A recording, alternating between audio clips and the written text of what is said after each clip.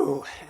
Man, I'm telling you, after watching the Putrid Excuse for Cinema, otherwise known as Anyone But You, I needed this.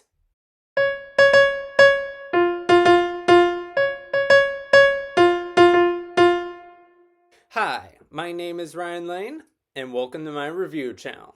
So for today's movie, I will be reviewing The Boy and the Heron, written and directed by Hayao Miyazaki and starring Soma Santoki, Masaki Suda, Kimyon, Yoshino Kimura, and Takuya Kimura.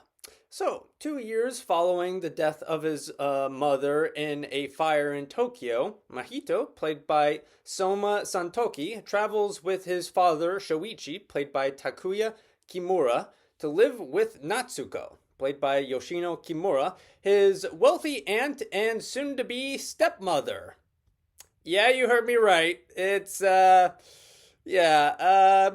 isn't exactly too keen on the situation, especially since the new school he has to attend is so cruel to him that he feels compelled to bash his own skull really hard with a rock. So he's not having a fun time right now.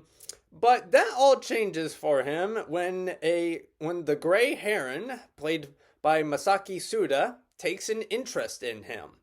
And without going into too much spoilers, this ends up triggering a series of events in which Mahito will journey across space and time to rescue those he loves and to overcome his grief. So the writing is superbly well done. The screenplay does a great job of establishing both its fantastical and the quote-unquote real world without over-explaining the details. This lack of detail at times might prove infuriating to some, but I think this is more of a feature than a bug. I feel like the lack of detail, it kind of allows the audience to contemplate what's going on, maybe give their own interpretation to it. I mean, there are some films where where you don't know what's going on and you can feel the pretentiousness. Like, for example, Men, a movie I reviewed a few years back. That I liked it, but I will admit the film does have its head up its own ass at times when it comes to the symbolism. This film doesn't suffer from that symptom. Plus, I feel like this film will definitely lend itself well to multiple viewings in the future. Like, there's so much detail in it that I couldn't have possibly absorbed all of it in one viewing. And as the plot unfolds, for every question that's answered, two more pop up.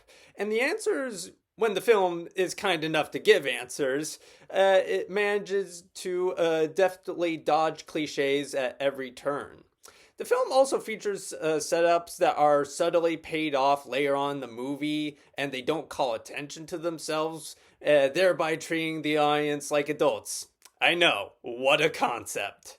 So the performances are all well done. Soma Santoki is great as Mahito, a rebellious boy who's desperate to hold on to what's little is left of his mother.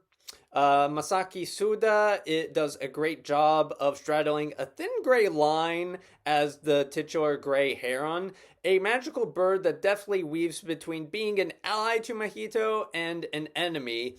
And the audience, well, it'll be up to the audience what they think of him, because, at one point he's like, all gray herons lie, and then, it gets into the classic, oh, was that a lie or is that the truth? It's, again, very thin gray moral line type of character.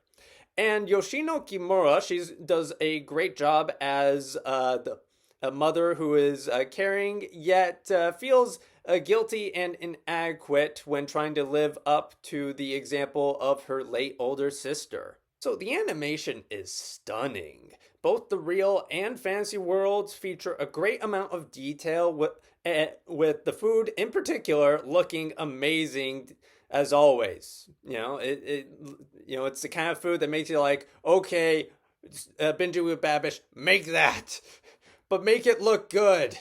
Even though, it's impossible because this is animation and everything looks awesome in animation. The animation is fluid and each character has their own style of movement, which is really nice, helps them express their characterization. The animation also features some low-key hilarious sight gags as it plays everything straight.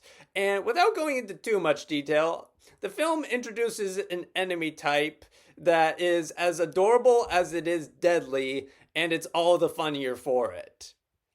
The animation also manages to avoid being overly cutesy by introducing animation that is ugly and even downright uncomfortable to look at. Like, remember how I mentioned, like, Mahito at one point bashes his head with a rock and bleeds?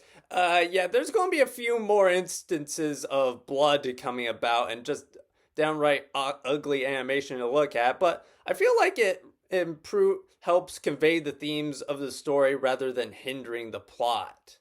So, thanks to imaginative plotting and beautiful animation, The Boy and the Heron proves to be yet another emotionally rich chapter in Hayao Miyazaki's filmography.